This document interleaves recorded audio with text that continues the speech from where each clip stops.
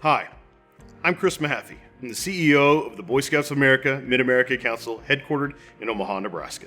And I'm Andrea Fredrickson, owner of Ravella and board member of the Boy Scouts of America Mid-America Council. Together, we believe that everyone can become a leader, and that the earlier you start down the leadership path, the better leader you will become. So welcome to Discovering Leadership, our video series where young men and women interview community leaders and let them tell the story about their lessons and perspectives on leadership. I think as a leader, it really becomes a journey that you start on maybe as young as grade school or even middle school or high school, where you have different opportunities from work to organizing things at school, all the way through college, to then once you start in the workplace, you are constantly looking for ways to bring people together, to help them collaborate, to create consensus so that there's alignment, there's agreement, so that you can move forward and you can move forward faster with a significant amount of buy-in. And I think that that's been a big part of everything I've done for so many years. It almost becomes natural, but it's really thinking about how you help people have better experiences in their jobs with the ultimate outcome or the ultimate common goals of what the organization or the team needs long term. I truly want to make things better. So one of my top 5 strengths is maximization as well as belief. And so when I believe in an organization, I believe in a community like Omaha, like Lincoln, like the state of Nebraska, I'm always thinking about what do we do to make it a better place to live? And I think it is the good life. I do think it's the great life. I think it's a great place to live. But how do we always make it one that is better? Same with Gallup.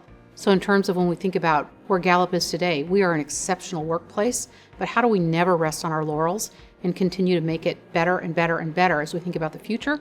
Because as we know, the world changed forever since 2020, and we have to continue to find ways to evolve and really embrace what's occurred in our lives and continue to move forward based on what 2020 has changed us and how, as individuals, we move forward as an organization and how we lead that future. I read a lot every single day. So not only, of course, just from a natural communication standpoint throughout the organization, we still send a ton of emails and we still work off of Teams, which means there's a tremendous amount of dialogue while I'm multitasking between meetings. But as or more importantly, I go through and read almost everything I can get my hands on as it relates to the economy, the workplace, so that we are always on the leading edge from a research perspective in terms of what's important to the world of workplaces, so that we can be a leader for some of the world's largest organizations in terms of what's occurring. And especially coming off of COVID, we were during COVID and we want to continue to be as we move forward. So I bet I estimated at one point, probably more like 200 to 300 pages a day, but I read a lot. I think some of the most important advice I've continued to give to not only my daughter, but other kids that I've mentored is work hard. So whether it's through different activities you love in high school and college, or whether it's through your school work and your academics. But I do think it's important to not just do academics, but to truly have something like you are as an Eagle Scout, or like through DECA, or through sports. Because you've really got to be able to see what it's like to have all those different teams that you're working with, because you will work with so many different diverse teams once you're in the workplace, that the more you can have that experience at a young age, the more it really preps you for being a leader.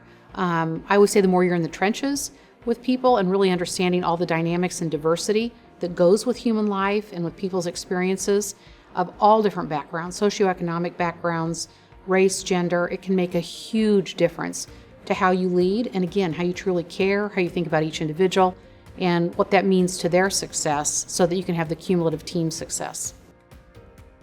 My school does so much with Gallup. So it was amazing to actually put a face to all the stuff that we've been able to do with Gallup before. Her being an amazing female leader and me, hopefully, future female leader as well. It's amazing to see that, representation.